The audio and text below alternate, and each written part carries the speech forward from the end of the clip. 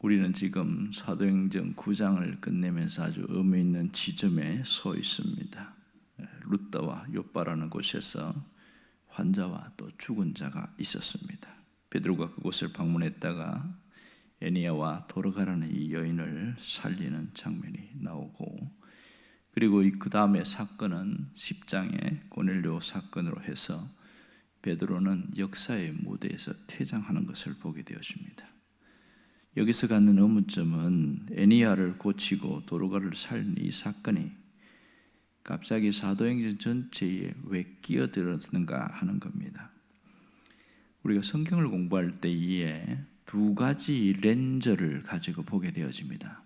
하나는 미시적 방법이고 또 하나는 거시적 방법인데, 미시적 방법은 나무 한 그루 한 그루를 보면서 보듯이 샅샅이 그렇게 꿰뚫어 보는 겁니다. 잎은 어떻게 생겼고 성장은 어떤 모양으로 되었고 하듯이 이 성경에 있는 단어 하나를 떼어서 샅샅이 보는 방법이 미시적 방법입니다. 또 하나는 거시적 방법인데, 사도행전의 본편 전체를 한꺼번에 보는 거죠. 마치 헬기를 타고 숲을 보는 것과 같은 것처럼 사도행전 1장에서 28장 전체를 생각하면서 오늘의 사건을 바라보는 것, 이게 거시적 방법입니다. 사도행전 전체에서 오늘 본문을 바라보는 그런 부분인데, 이 본문을 샅샅이 살피기보다는 전체의 맥락에서 이 사건이 왜 있었는가 이렇게 바라보고 있는 겁니다. 지금까지 미시적 방법을 사용해서 한 절 한 절 혹은 두 절씩 해서 이 말씀을 보았다면, 오늘은 거시적 방법으로 이 말씀을 다시 보려고 합니다. 사도행전 전체에서 이 사건이 왜 있었는가 이런 부분을 보려고 합니다. 이 베드로의 사건 이전에 사울의 회심 사건이 있었습니다. 사울이 개종한 이후에 다메섹과 예루살렘에서 복음을 전했을 때에 사울에게 엄청난 생명의 위협이 가해지는 걸 알 수 있습니다. 정말 사울이 변했구나 하는 걸 알고 헬라파 유대인들이 정말 여러 번 죽이려고 사울 결사들을 만들 정도였으니까요. 할 수 없이 형제들이 사울을 고향인 길리기아 다소에 보내게 되어집니다. 이미 박해가 사도행전 5장부터 오게 되어지는데 그에도 아마 사울이 있었지 않았을까 생각을 해봅니다. 이러고 난 다음에 사울은 이 사도행전의 역사의 무대에서 사라집니다. 그러고 나서 베드로가 나타나는데, 역사의 무대에 사라지면서 베드로가 다시 나타난 것이 아니라 베드로의 사역이 이렇게 흘러가고 있다는 것을 알 수 있는데요. 이제는 사울이 아니라 베드로를 통하여 일하시는 하나님의 모습을 여기서 보게 되어지는 거죠. 그것이 32절에서 43절까지 내용이고, 또 사도행전 10장의 고넬료 사건으로 계속 이어지고 있습니다. 이 베드로의 사건은 참 놀랍습니다. 그가 이 루다와 욥바를 가는데 가보니까 예수 믿는 사람들이 생겼지요. 이것은 순전히 빌립의 전도로 의해서 생긴 일이라는 것을 우리가 익히 알고 있습니다. 이 루다의 8년간 중풍병으로 겪고 있는 에니야라는 사람이 있는데, 단순히 한쪽 팔을 못 쓰는 정도가 아니고 원문을 보면 근무력증, 근육 무기력증에 빠져서 두 팔을 다 못 씁니다. 다리도 못 쓰고. 그러니 마음은 원인데 몸이 안 움직이는 거예요. 근육 무력증에 빠진 자이니까. 그런 여인을 치유한 엄청난 사건이 나타나고 있지요. 그리고 욥바에서는 죽어있는 다비다를 살리는 이 사건이 함께 나타나고 있습니다. 이 두 가지 사건의 특징이 있는데요. 하나는 내용이 아주 간단합니다. 군더더기 없이 다 생략해버렸어요. 오직 예수 그리스도의 이름으로 고쳤다나 이렇게 나오고, 또 하나는 이 일을 통하여 죽게 돌아오는 사람들이 상당히 많아졌다는 겁니다. 모두가 루다에서도 그랬고, 이것이 사론까지 퍼져서 사람들이 예수 믿게 되고, 또 욥바에서도 수많은 사람들이 예수 믿게 됐다는 거예요. 또 하나는 병 고침을 받은 사람의 이름이 나온다는 겁니다. 사도행전 3장에도 성전 미문에 있는 안전뱅이 사건이 나오는데, 그 사람 이름이 누군지 모릅니다. 성경의 곳곳에 수많은 사람들이 고침받는 기적이 나오는데 그 사람 이름이 없어요. 근데 오늘 여기에는 이름이 나오는데 특별히 둘 다 여자라는 사실이죠. 굉장히 특이한 사건이라는 것을 알 수가 있습니다. 이 다비다를 살릴 때도 보면 헬라어 성경, 우리가 쓰고 있는 코인의 헬라어 성경은 이것이 없는데 어떤 사본에 있는 헬라어 성경은 다비다야 일어나라 할 때 달리다 쿰 이런 말이 나와요. 그런 거 보면 예수님이 이 살리실 때 특별히 그 소녀야 일어나라 할 때 달리다 쿰 그 사건과 똑같은 맥락에서 베드로가 주님의 사역을 재현하고 있다 이렇게 보는 경우도 있습니다. 그리고 나서 마지막 42절에서 모든 사람들이 믿었고 다 예수 믿는 사람들이 많아졌다 이렇게 얘기하고 있거든요. 그러면 이 두 개의 사건이 의미하는 바가 무엇이냐는 겁니다. 이것은 먼저 8년 된 중풍병자 애니야를 일으킨 사건으로 거기에 있는 수많은 사람들이 죽게 돌아오는 생명의 역사가 있었다. 이것이 핵심이고요.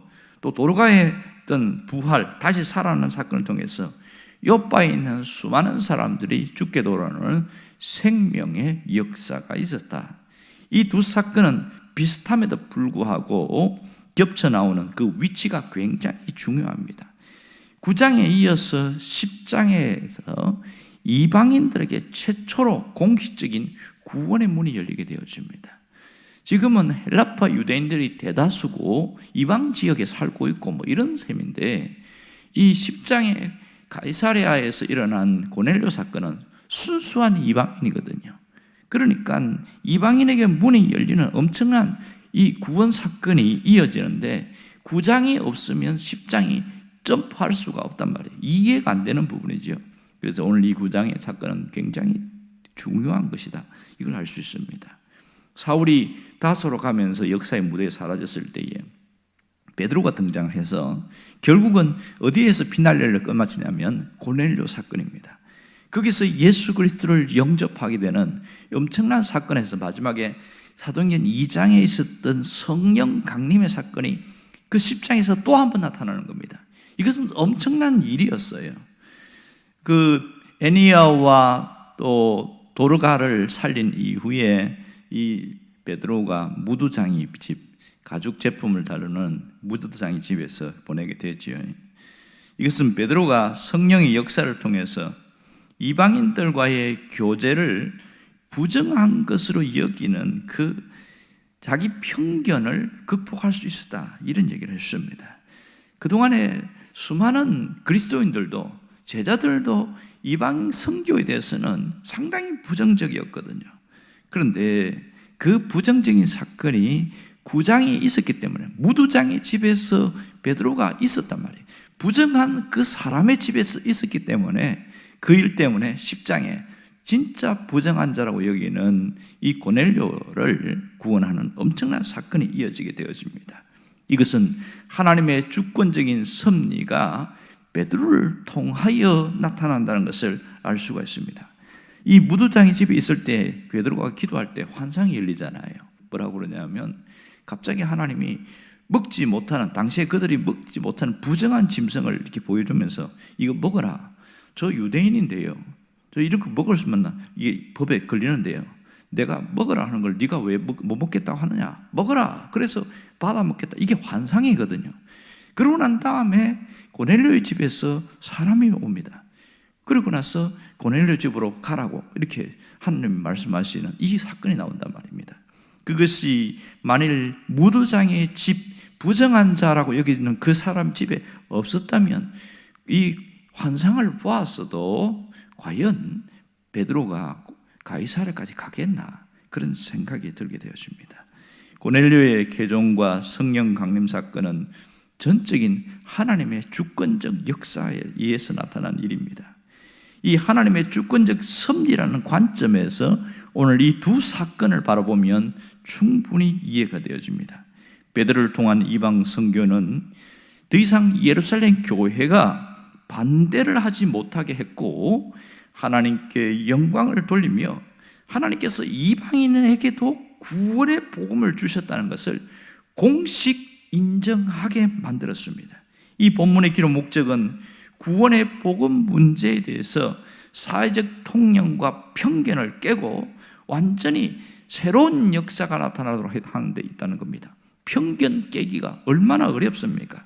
그런데 베드로가 무두장이 집에 있으면서 그 편견이 깨지기 시작했잖아요.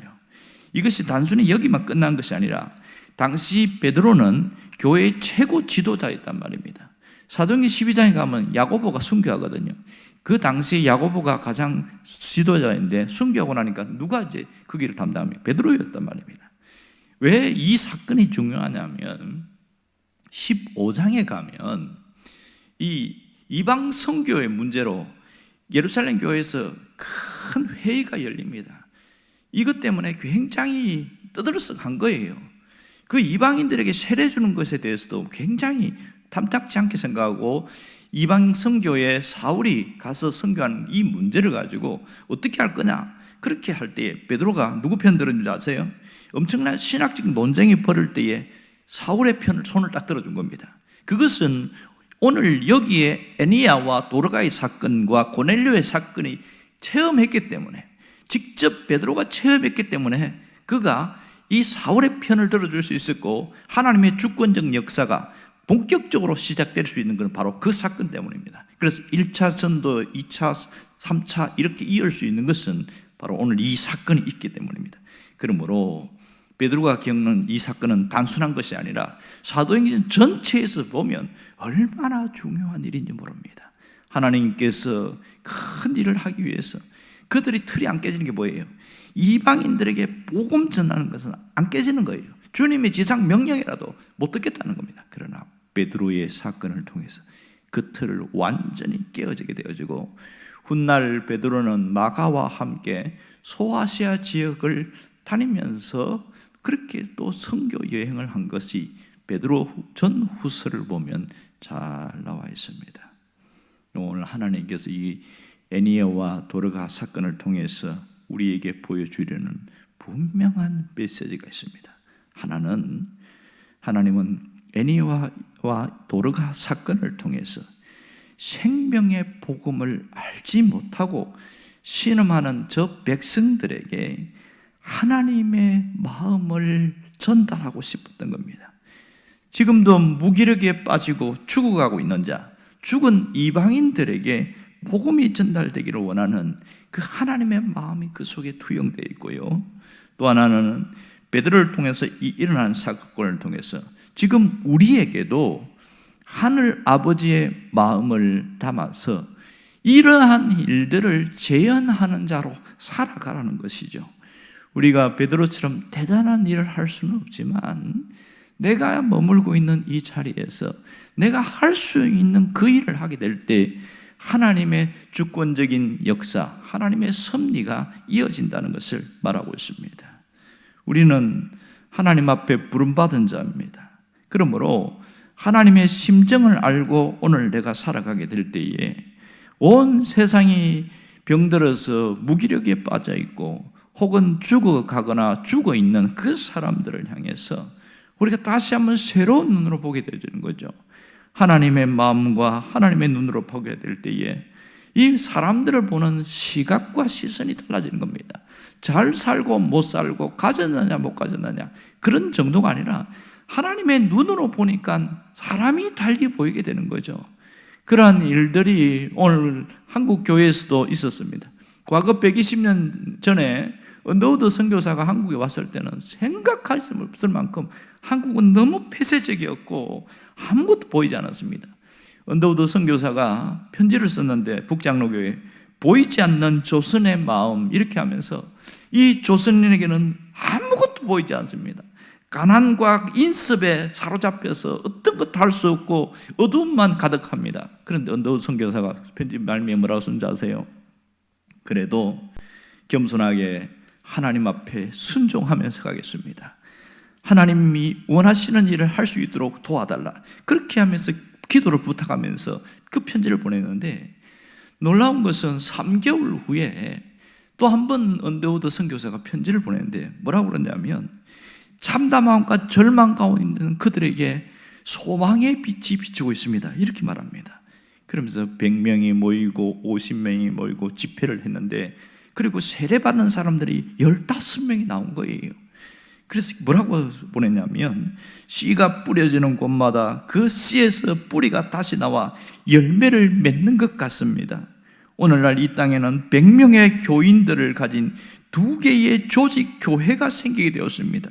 이 점에는 서울에서 복음서가 뿌려진 여러 곳에서 수백 명이 보내진 세례 청원을 지금 받고 있습니다. 이렇게 이야기를 하고 있는 거예요. 한 사람의 순종은 여러 방향의 결실을 가져왔습니다. 우리는 내가 머물고 있는 그 자리에서 주님이 내게 원하는 그것을 하려고만 하면 그 속에 주님의 주권적 역사가 나타난다는 것을 잊지 않기를 원합니다. 기도하겠습니다.